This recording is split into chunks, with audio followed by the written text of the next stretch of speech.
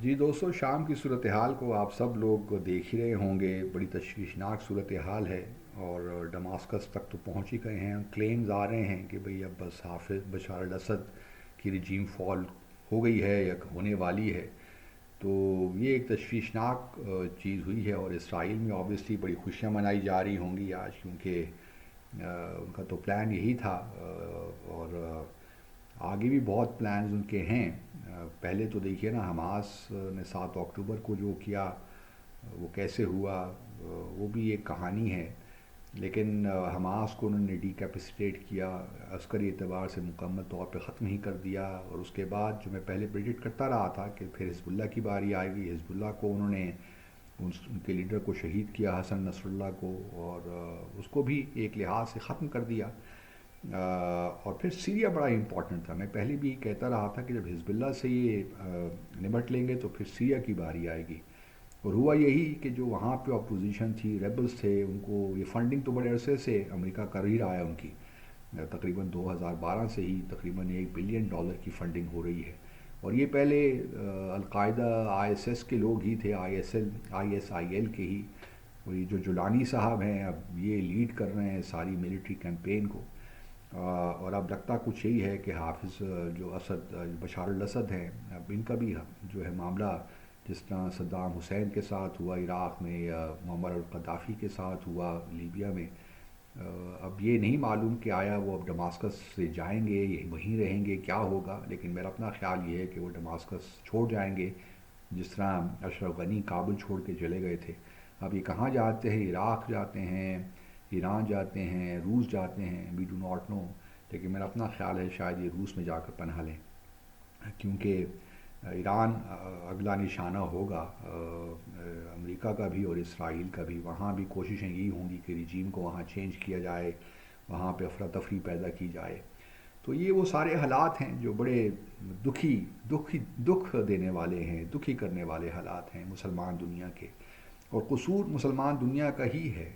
دیکھیں نا، بشار الاسد نے جب اپنے والد صاحب کے انتقال کے بعد، حافظ الاسد کے انتقال کے بعد 2000 میں، انہوں نے 30 سال حکومت کی شام میں. پھر یہ آئے، ان کو بھی 24 سال ہو گئے ہیں. چاہیے تو یہ تھا کہ جو حکومت کے معاملات ہیں بہتری لاتے، کچھ جمہوریت وامر و مشورہ بائنہوں کے تحت ہی کچھ کرتے اور ایک نیا پروسیس شروع کرتے. لیکن انہوں نے بھی اپنے والد صاحب کی ہی جو روایات ہیں ان کو ہی قائم رکھا.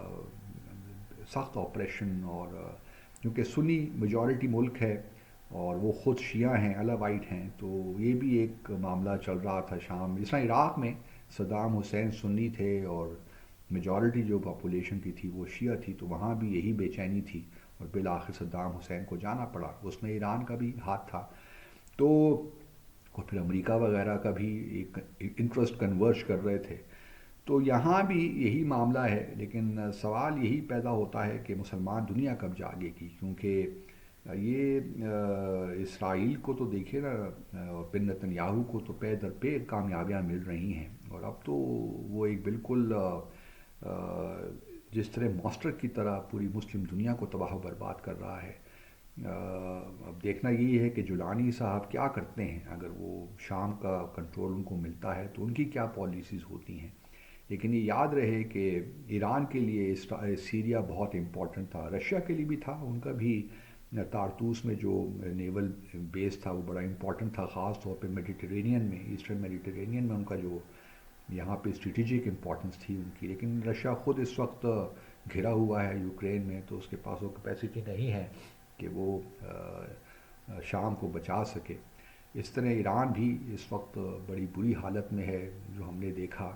اور حزب اللہ بھی کے پاس وہ نہیں ہے، کیپیسٹی نہیں رہی جو پہلے تھی. پہلے تو وہ سیرین ٹروپس کے ساتھ مل کر ریبلز کے خلاف ایک کوآرڈینیٹڈ ایکشن لیتے تھے. لیکن حزب اللہ بھی اب جو ہے آپ کہہ سکتے ہیں کہ اس میں وہ طاقت نہیں رہی کہ وہ سیریا کی یا بشار الاسد کی ہیلپ کر سکے.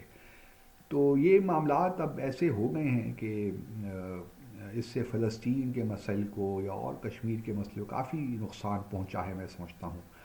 اور پاکستان کو جو اپنے ہمارے اندرونی مسائل ہیں ان سے باہر نکل کر کچھ لیڈ لینی چاہیے. میں نے پہلے بھی کہا تھا کہ یہ پروپوزل میں نے پیش کی تھی، کریسنٹ سیکیورٹی انیشیٹو CSI ہونا چاہیے، اور پاکستان نیوکلیر پاور ہے اور ہماری one of the largest armies in the world اور ویری پروفیشنل، تو اس میں پاکستان کو لیڈ لینی چاہیے اور نیٹو کی طرز کا ایک مسلم ملٹری الائنس بنانا چاہیے اور پاکستان کو سیکیورٹی ایشورنسز دینی چاہیے، کیونکہ اب اگلا دیکھیے یہاں پہ بات ختم نہیں ہوگی، اب عرب دنیا میں بھی اور یہ انسٹیبلٹی آئے گی، آپ دیکھیں گے کہ کس طرح گلف کنٹریز میں بھی پرابلمس کریٹ ہوں گے، سعودی عرب میں ہو، قطر میں ہو، بحرین میں ہو، تو یہ کوئی بھی اس سے بچا ہوا نہیں ہے، کیونکہ زائنسٹ جو ہیں ان کا پلان یہی ہے ایونچولی کہ تمام یہ جو ویسٹ ایشیا میں، مڈل ایسٹ میں جتنے بھی ممالک ہیں ان کو کمزور کیا جائے۔